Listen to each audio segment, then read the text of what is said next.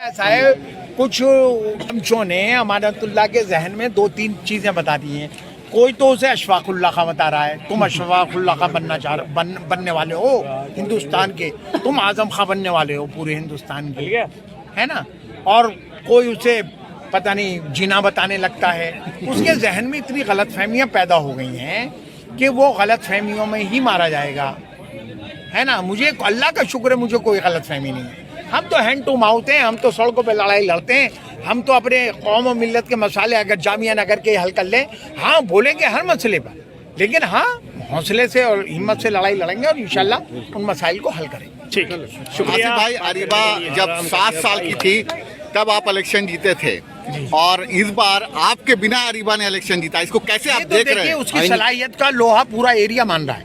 उससे जेल में भी लोगों ने ये बात कही कि हमें ऐसी उम्मीद नहीं थी कि अरीबा, क्योंकि वो बहुत लो प्रोफाइल लड़की है और सिर्फ 4 दीवारी के अंदर रही, या जामिया यूनिवर्सिटी जाना, कॉलेज जाना या अपनी स्कूल जाना, तो लोगों को ऐसा लगता था कि शायद जैसे सब कैंडिडेट हैं नॉर्मल, उस तरह से अरीबा भी कैंडिडेट होगी।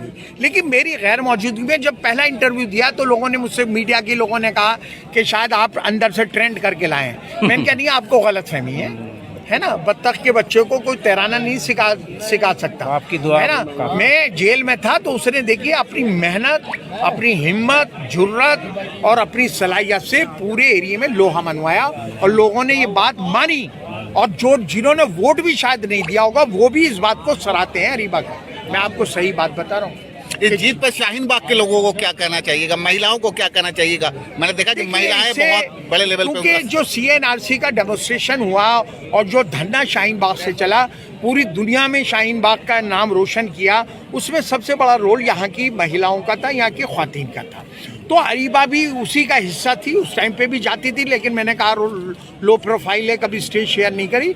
तो आज ये फिर से एक बार एक शाहीन बाग की बेटी ने नाम रोशन किया और ये साबित किया है कि शाहीन बाग तो है, एक सिंबल है लड़ाई का, ख्वातीन के एक इम्पावरमेंट का, वुमेन इम्पावरमेंट का एक सिंबल बन गया है। लेकिन जामिया नगर की सभी ख्वातीन इस बासलाहियत हैं और हौसला हिम्मत रखती हैं और इस काबिल हैं, पढ़ी लिखी हैं मेजॉरिटी में। जो पढ़ी लिखी भी नहीं है तो वो भी पढ़े लिखे माहौल में रहती हैं और सारी अच्छी और बुराई को समझती हैं।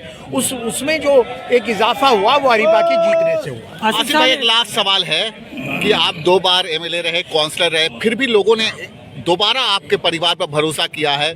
इस भरोसे को आप किस तरह से देख रहे हैं आने वाले समय में? इंशाल्लाह तिबारा भी मेरे लिए भी तिबारा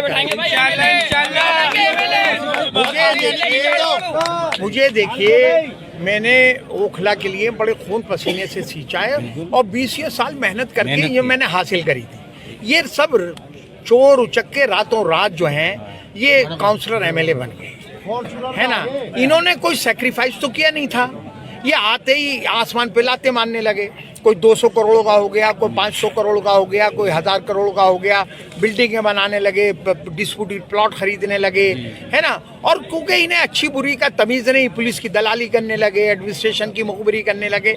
इन बातों से कोई, देखिए लोग बहुत समझदार हैं, आखिर में समझते हैं और उसका नतीजे देख लीजिए कि मेरे ख्याल से वाजिद ख्वाब में भी नहीं सोच सकता था आज से 1 महीने पहले। वो चैलेंज करता था कि मुझे कोई हरा ही नहीं सकता, आज अमानतुल्लाह करता, उसके भी नतीजे इंशाल्लाह आप देखिए।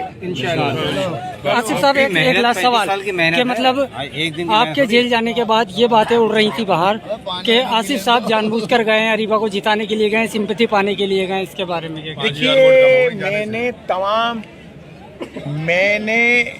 मैंने कहा कि जब मुझ पर केस रजिस्टर्ड हुआ और मुझ पर केस रजिस्टर्ड हुआ तो मैंने, जब बीट वाला यहाँ आया, मैं समझ गया, मुझे पता चल गया।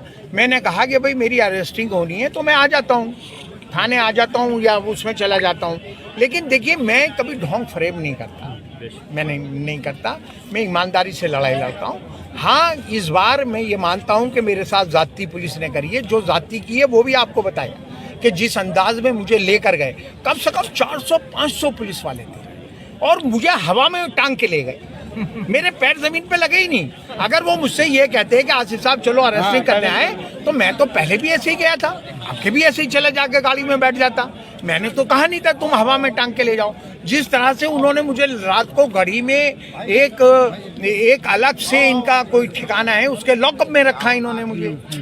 बाहर पुलिस वाले जिस तरह से पूरे जामिया नगर के लोगों को गालियां और बदतमीजी से बातें कर रहे थे, ये सब एक तरह से मुझे टॉर्चर करने की।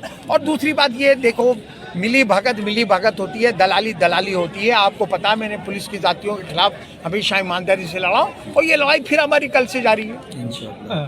चलिए।